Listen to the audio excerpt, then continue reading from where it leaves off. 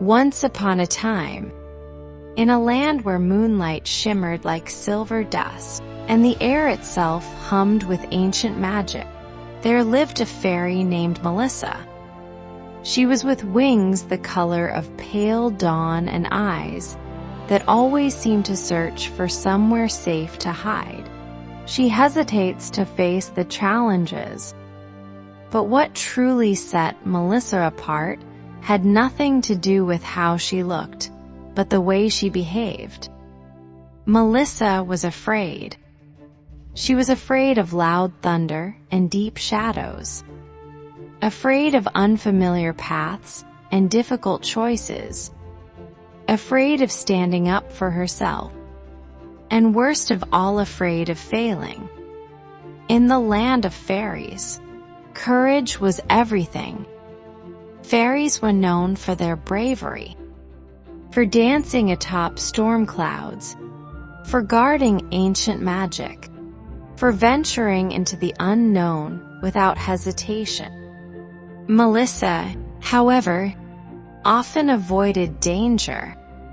When others flew toward uncertainty, she stayed behind.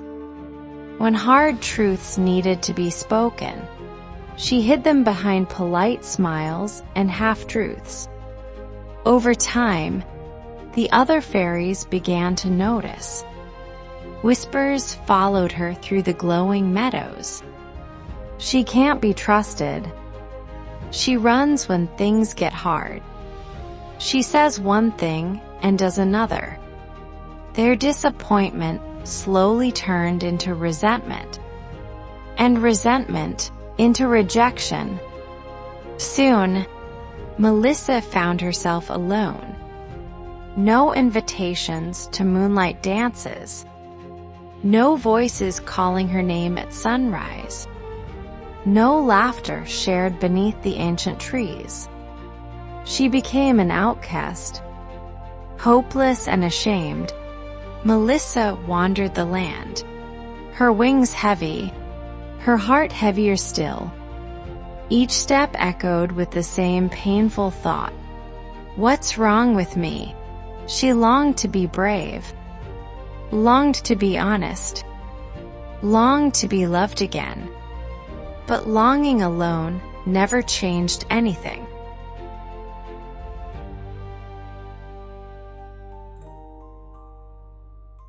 One evening, as twilight painted the sky in bruised purples and gold, Melissa found herself near the far edge of the kingdom, a place few dared to visit. This was where the witch lived. The witch was old, older than memory itself. Her home was woven from twisted roots and glowing moss, perched at the edge of a ravine that whispered secrets to anyone who listened too closely. Melissa hesitated. Fear tightened her chest, but loneliness pushed her forward.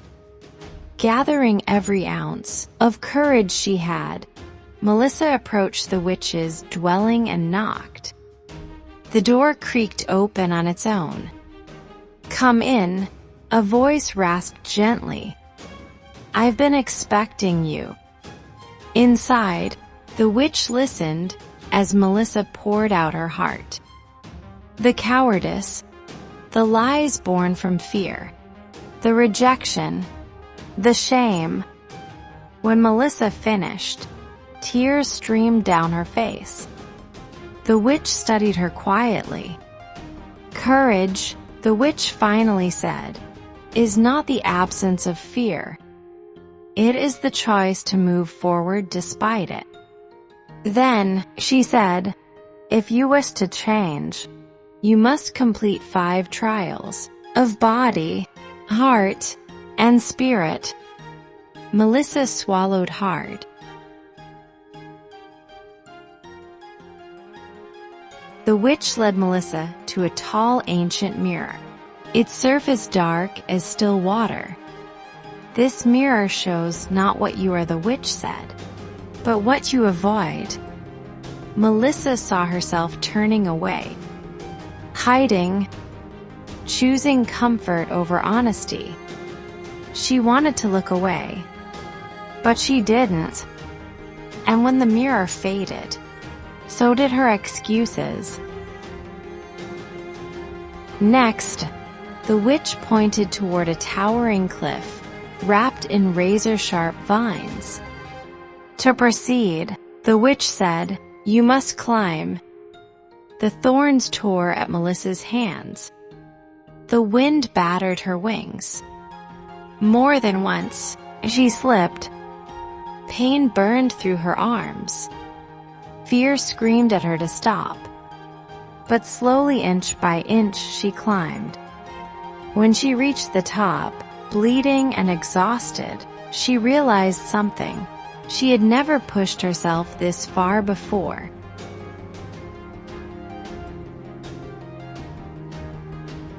Beyond the cliff flowed a glowing river, its waters thick with magic. "This river pulls down all who carry fear," the witch warned. When Melissa stepped in, her wings grew heavy. Each movement felt like dragging stone. She stumbled, nearly sank, but she focused on one step at a time. Not flying, not rushing, just moving forward. When she emerged on the other side, soaked and shaking, the weight lifted.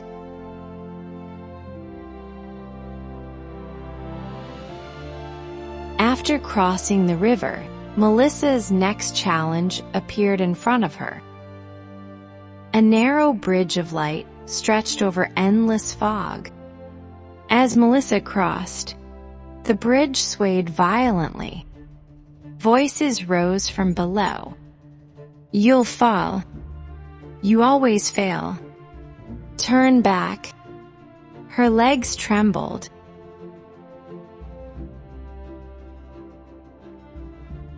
But she whispered, "You don't decide who I am." And she crossed. Only then did the witch speak of the final trial. Deep within the darkest part of the enchanted forest bloomed a rare flower, the golden blossom. "It will test everything you've learned," the witch said. At dawn, Melissa entered the forest. Branches lashed at her wings. Roots grabbed at her feet. Storms forced her to take shelter alone in the dark. At one point, she had to crawl through narrow stone tunnels, wings folded tight, panic clawing at her chest. At another, she crossed a field of sleeping beasts, each step careful, each breath controlled.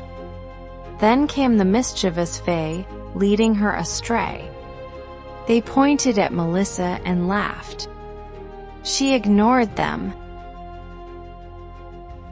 At last, beneath a star-filled sky, Melissa reached the clearing. The golden blossom glowed. But guarding it stood a dragon. A massive golden dragon. Its wings shook the ground. Its claws could crush mountains.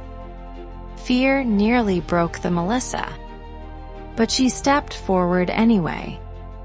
The dragon tested her, with a blast of scorching wind, with thunderous roars, with blinding light. Melissa stood her ground. Finally, the dragon bowed. "Bravery is endurance," it said. Melissa plucked the flower, and something inside her changed. When she returned to the witch smiled. "My dear Melissa, you climbed, you endured, you faced danger and fear," witch said. "You were brave long before the golden blossom. Melissa, you are truly brave and confident." Melissa returned home. Melissa had changed. She spoke confidently. She stood firm. She faced storms instead of fleeing them. And the fairies welcomed her back not because she was fearless, but because she was real. Since that day, Melissa was no longer known as a coward. She was known as the bravest fairy of them all.